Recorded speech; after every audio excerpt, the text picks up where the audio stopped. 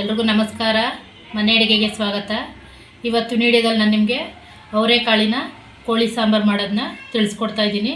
ಅದಕ್ಕಿಂತ ಮೊದಲು ಯಾರು ನಮ್ಮ ಚಾನಲ್ನ ಸಬ್ಸ್ಕ್ರೈಬ್ ಆಗಿಲ್ವವರು ಪ್ಲೀಸ್ ಸಬ್ಸ್ಕ್ರೈಬ್ ಮಾಡ್ಕೊಳ್ಳಿ. ಹಾಗೆ ಹೊಸಬ್ರಿದ್ದರೂ ಕೂಡ ಅವರು ಕೂಡ ನಮ್ಮ ಚಾನಲ್ನ ಸಬ್ಸ್ಕ್ರೈಬ್ ಮಾಡ್ಕೊಳ್ಳಿ. ಬನ್ನಿ ಇದಕ್ಕೆ ಏನೇನು ಪದಾರ್ಥಗಳು ಬೇಕು ಅಂತ ತಿಳ್ಕೊಳ್ಳೋಣ. ಬನ್ನಿ, ಈಗ ಮೊದಲಿಗೆ ನಾನು ಇಟ್ಕಿರೋಂಥ ಅವರೆಕಾಳನ್ನ ತೊಗೊಂಡಿದ್ದೀನಿ. ಹಸಿ ಉಂಡೆ ಅವರೆಕಾಳನ್ನ ತೊಗೊಂಡಿಲ್ಲ, ಇಟ್ಕೊಂಡಿರೋಂಥ ಅವರೆಕಾಳನ್ನ ತೊಗೊಂಡಿದ್ದೀನಿ. ಒಂದು ಬೌಲ್ ಆಗೋಷ್ಟು.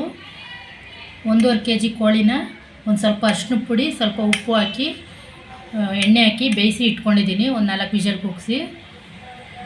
2 ಗೆಡ್ಡೆ ಈರುಳ್ಳಿ, 1 ಗೆಡ್ಡೆ ಬೆಳ್ಳುಳ್ಳಿ, ತೆಂಗಿನಕಾಯಿ ಚೂರನ್ನ ಸಣ್ಣದಾಗಿ ಪೀಸ್ ಕಟ್ ಮಾಡಿ ಇಟ್ಕೊಂಡಿದ್ದೀನಿ.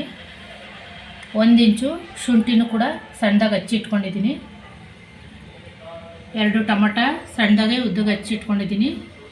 ಇದು ಮೆಂತ್ಯ ಸೊಪ್ಪು, ಪುದೀನ ಸೊಪ್ಪು 2 ತೊಗೊಂಡಿದ್ದೀನಿ. ನಾನು ಕಸ್ತೂರಿ ಮೇಥಿ ಹಾಕ್ತಾಯಿಲ್ಲ, ಅದಕ್ಕೆ ಹಸಿ ಮೆಂತ್ಯ ಸೊಪ್ಪೆ ತೊಗೊಂಡಿದ್ದೀನಿ. ಕೊತ್ತಂಬರಿ ಸೊಪ್ಪು,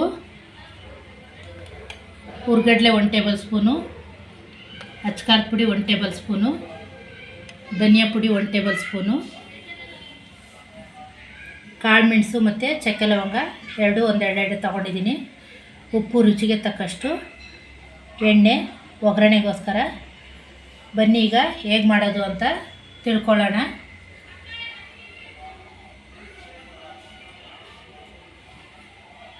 ಬನ್ನಿ, ಈಗ ನಾನು ಒಂದು ಬಾಣಲೆನ ಕಾಯಕ್ಕಿಟ್ಟಿದ್ದೀನಿ. ಇದಕ್ಕೆ 1 ಟೇಬಲ್ ಸ್ಪೂನ್ ಆಗೋಷ್ಟು ಎಣ್ಣೆ ಹಾಕೋತಾ ಇದ್ದೀನಿ. ಚಿಕನ್ ಬೇಯಿಸೋಕ್ಕೆಲ್ಲ ಎಣ್ಣೆ ಹಾಕಿರೋದ್ರಿಂದ ನಾನು ಸ್ವಲ್ಪ ಮಸಾಲೆ ಫ್ರೈ ಮಾಡೋಕ್ಕೋಸ್ಕರ ಎಣ್ಣೆ ಹಾಕೋತಾ ಇದ್ದೀನಿ. ಎಣ್ಣೆ ಕೂಡ ಕಾದಿದೆ. ಎಣ್ಣೆ ಕಾದಿರೋದಕ್ಕೆ ಈರುಳ್ಳಿ, ಬೆಳ್ಳುಳ್ಳಿ, ಕಾಳು ಮೆಣಸು ಮತ್ತು ಚಕ್ಕೆ ಲವಂಗ ಇವೆಲ್ಲ ಹಾಕಿ ಚೆನ್ನಾಗಿ ಫ್ರೈ ಮಾಡ್ಕೋಬೇಕು.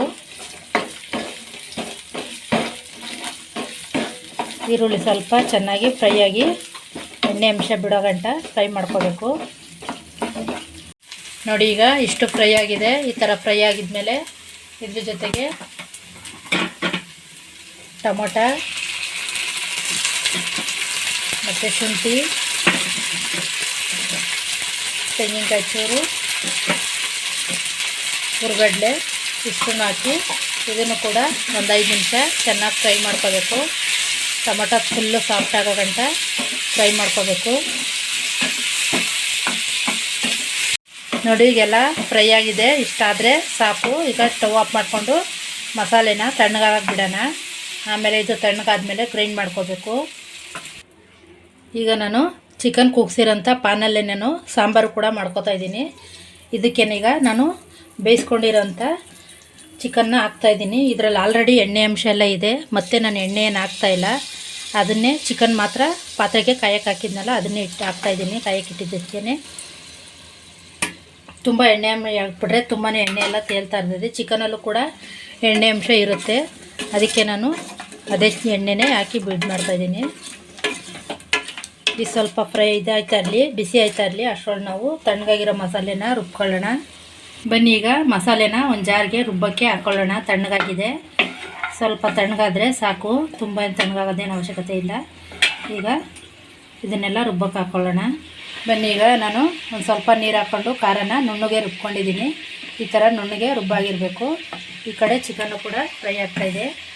ಇದಕ್ಕೆ ಮೆಂತ್ಯ ಸೊಪ್ಪು ಮತ್ತು ಕೊತ್ತಂಬರಿ ಸೊಪ್ಪನ್ನ ಸ್ವಲ್ಪ ಎರಡನ್ನೂ ಹಾಕೋತಾ ಇದ್ದೀನಿ. ಜೊತೆಗೆ ಕೊತ್ತಂಬರಿ ಸೊಪ್ಪನ್ನು ಕೂಡ ಹಾಕೋತಾ ಇದ್ದೀನಿ. ಕೊತ್ತಂಬರಿ ಸೊಪ್ಪೆಲ್ಲ ಈ ರೀತಿ ಹಾಕಿ ಮಾಡೋದ್ರಿಂದ ಫ್ರೆಶ್ನೆಸ್ ಇರುತ್ತೆ ಕೂಡ, ತುಂಬಾ ಚೆನ್ನಾಗಿರುತ್ತೆ. ನಾನು ಇದ್ರ ಜೊತೆ ಒಣಗಿರೋಂಥ ಕಸ್ತೂರಿ ಮೇಥಿ ಹಾಕ್ತಾಯಿಲ್ಲ, ಹಸಿದೆ ಮೆಂತ್ಯ ಸೊಪ್ಪನ್ನ ಹಾಕ್ತಾಯಿದ್ದೀನಿ. ಟೇಸ್ಟ್ ತುಂಬಾ ಚೆನ್ನಾಗಿರುತ್ತೆ. ನಾವು ಚಿಕನ್ ಸಾರು, ಮಟನ್ ಸಾರು ಆ ಥರ ಎಲ್ಲ ಮಾಡಿದಾಗ ಹಸಿದು ಹಾಕೋದ್ರಿಂದ ಟೇಸ್ಟು ಕೂಡ ತುಂಬಾ ಚೆನ್ನಾಗಿರುತ್ತೆ. ನಾನು ಇದ್ರ ಜೊತೆಗೇ ಇವಾಗ ಪುಡಿಗಳನ್ನ ಹಾಕೋತಾ ಇದ್ದೀನಿ. ಧನಿಯಾ ಪುಡಿ ಮತ್ತು ಅಚ್ಕಾರದ ಪುಡಿನ ಹಾಕೋತಾ ಇದ್ದೀನಿ.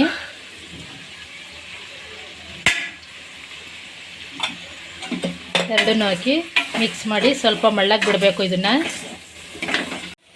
ಈಗ ಖಾರದ ಪುಡಿ ಹಾಕಿದ್ದೀನಿ, ಅದಕ್ಕೋಸ್ಕರ ಸ್ವಲ್ಪ ನೀರು ಹಾಕಿ ಇದನ್ನು ಮಳ್ಳಕ್ಕೆ ಬಿಡೋಣ.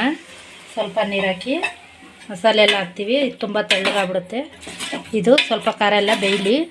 ಅಚ್ಕಾರದ ಪುಡಿ ಹಾಕಿದ್ದೀವಲ್ಲ, ಅದಕ್ಕೆ ಇದೆಲ್ಲ ಸ್ವಲ್ಪ ಮಳ್ತಾ ಇರಲಿ 5 ನಿಮಿಷ. ಅಷ್ಟರಲ್ಲಿ ನಾವು ಕಾಳನ್ನ ಹುರ್ಕೊಳ್ಳೋಣ. ನಾನೀಗ ಮಸಾಲೆ ಹುರ್ಕೊಂಡ್ಲಲ್ಲ ಅದೇ ಬಾಣಲಿನೇ ಒಂದು 2 ಸ್ಪೂನ್ ಎಣ್ಣೆ ಹಾಕಿ ನಾವು ಕಾಳನ್ನ ಸಪ್ರೇಟು ಫ್ರೈ ಮಾಡ್ಕೋಬೇಕು. ನಾವು ಕೋಳಿ ಜೊತೆಗೆ ಹಾಕಿದ್ರೆ ತುಂಬಾ ಬೆಂದೋಗುತ್ತೆ. ಈಗ ಕಾಳನ್ನು ಕೂಡ ಹಾಕೋತಾ ಇದ್ದೀನಿ. ನಾವು ಒಟ್ಟಿಗೆ ಹಾಕಿ ಬೇಯಿಸ್ಕೊಂಡ್ರೆ ಕಾಳು ಒಂದು ಸಿಗಲ್ಲ ನಮಗೆ ತಿನ್ನೋಕ್ಕೆ, ಎಲ್ಲ ಫುಲ್ಲು ಬೆಂದೋಗ್ಬಿಡುತ್ತೆ. ಇದನ್ನು ಸಪ್ರೇಟಾಗಿ ಫ್ರೈ ಮಾಡ್ಕೋಬೇಕು. ಒಂದು 5 ನಿಮಿಷ ಫ್ರೈ ಮಾಡಿಕೊಂಡ್ರೆ ಸಾಕು. ನೋಡಿ ಈಗ ಕಾಳನ್ನ ಸಪ್ರೇಟು 5 ನಿಮಿಷ ಫ್ರೈ ಮಾಡ್ಕೊಂಡಿದ್ದೀನಿ, ಸಾಕು. ಇಷ್ಟ ಆದರೆ ನೋಡಿ ಈಗ ಚಿಕನ್ನು ಖಾರ ಪುಡಿ ಹಾಕಿ ಬೇಯಕ್ಕೆ ಬಿಟ್ಟಿದ್ದು ಮಳ್ಳಕ್ಕೆ, ಇದು ಕೂಡ ಚೆನ್ನಾಗಿ ಮಳ್ಳಿದೆ. ಈಗ ನಾವು ರುಬ್ಬಿರೋಂಥ ಖಾರನೂ ಕೂಡ ಹಾಕೋತಾ ಇದ್ದೀನಿ.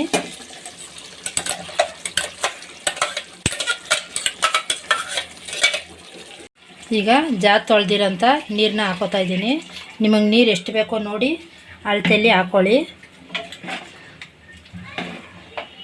ನಮ್ಗೆ ಅವರೆಕಾಯಿ ಅಂತೂ ಮತ್ತೆ ಮತ್ತೆ ಸಿಗೋಲ್ಲ, ವರ್ಷಕ್ಕೊಂದು ಸಲ ಸಿಗೋದಷ್ಟೇ.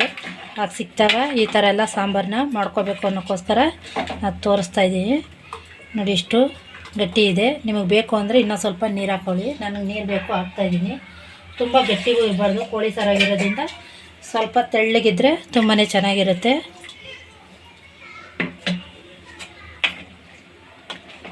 ಈಗ ಇದಕ್ಕೆ ನಾನು ಸ್ವಲ್ಪ ಉಪ್ಪು ಹಾಕ್ತಾಯಿದ್ದೀನಿ. ಕೋಳಿ ಬೇಯಿಸುವಾಗೂ ನಾನು ಉಪ್ಪು ಹಾಕಿದ್ದೀನಿ.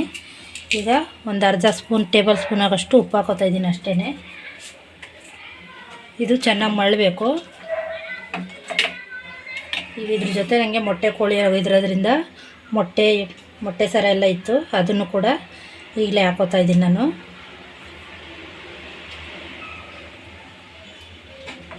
ಇದನ್ನು ಒಂದು 5 ನಿಮಿಷದ ಕಾಲ ಮಳ್ಳಕ್ಕೆ ಬಿಡೋಣ, ಮಳ್ತಾ ಇರಲಿ. ಬನ್ನಿ ಈಗ ಸಾಂಬಾರು 5 ನಿಮಿಷ ಆಗಿದೆ, ಚೆನ್ನಾಗಿ ಮಳ್ತಾ ಇದೆ. ನೋಡಿ ಈ ಥರ ಚೆನ್ನಾಗಿ ಮಳ್ತಾ ಇದೆ.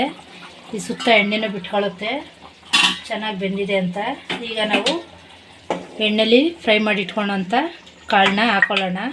ಸಾಂಬಾರು ಮೊದಲಿಗೆ ಕಾಳು ಹಾಕೋಕ್ಕೆ ಹೋಗ್ಬಾರ್ದು ಯಾವತ್ತೂ. ನಮಗೆ ಕಾಳಂತೂ ತಿನ್ನೋಕ್ಕೆ ಸಿಗೋದೇ ಇಲ್ಲ. ಈ ರೀತಿ ಸಪ್ರೇಟು ಎಣ್ಣೆಲಿ ಹುರ್ಕೊಂಡು ಹಾಕಬೇಕು.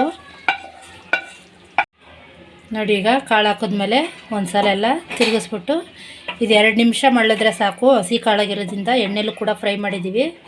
2 ನಿಮಿಷ ಮಳ್ಳಿ ಅಷ್ಟೇ ಸಾಕು, ಆಫ್ ಮಾಡ್ಕೊಬೋದು. ಸಾಂಬಾರು ರೆಡಿಯಾಗಿದೆ ಅಂತ. ಬನ್ನಿ ಫ್ರೆಂಡ್, ಈಗ 2 ನಿಮಿಷ ಸಾಂಬಾರು ಅವರೆಕಾಯಿ ಹಾಕಿ ಮಳ್ಸಿದ್ದೀವಿ. ನೋಡಿ ಚೆನ್ನಾಗಿ ಮಳ್ಳಿದೆ, ಎಣ್ಣೆ ಕೂಡ ಸುತ್ತ ಬಿಟ್ಕೊಂಡಿದೆ. ಕಾಳು ಕೂಡ ಬಿಸಿಲೇ ಬೆಂದೋಗುತ್ತೆ, ತುಂಬ ಚೆನ್ನಾಗಿ ಬೆಂದಿದೆ. ನೋಡಿ ಕಾಳು ಸಿಗುತ್ತೆ ನಮಗೆ ತಿನ್ನೋಕ್ಕೆಲ್ಲ. ನೋಡಿ ಈ ರೀತಿ ಇದೆ, ಚೆನ್ನಾಗಿರುತ್ತೆ ಈ ಸಾಂಬಾರಂತೂ, ತುಂಬಾ ಟೇಸ್ಟಿಯಾಗಿರುತ್ತೆ. ಈಗ ಇದು ರೆಡಿಯಾಗಿದೆ, ಸ್ಟವ್ ಆಫ್ ಮಾಡ್ಕೊಳ್ಳೋಣ. ಬನ್ನಿ ಫ್ರೆಂಡ್, ಅವರೆಕಾಯಿ ಹಾಕಿ ಮಾಡಿರೋಂತಹ ಕೋಳಿ ಸಾಂಬಾರು ರೆಡಿಯಾಗಿದೆ. ಈ ಸಾಂಬಾರು ತುಂಬಾ ಇಷ್ಟ ಆಗುತ್ತೆ ನಿಮಗೂ ಕೂಡ. ಚೆನ್ನಾಗಿದೆ, ಮುದ್ದೆಗೂ ಸಾಂಬಾರಿಗೂ ಒಳ್ಳೆ ಟೇಸ್ಟು. ಓಕೆ, ಈ ರೆಸಿಪಿ ನಿಮ್ಗೆ ಇಷ್ಟ ಆಗಿದ್ದರೆ ಒಂದು ಲೈಕ್ ಮಾಡಿ, ಹಾಗೆ ಶೇರ್ ಮಾಡಿ, ಸಬ್ಸ್ಕ್ರೈಬ್ ಆಗೋದನ್ನ ಮರಿಬೇಡಿ friends. Okay friends, thank you.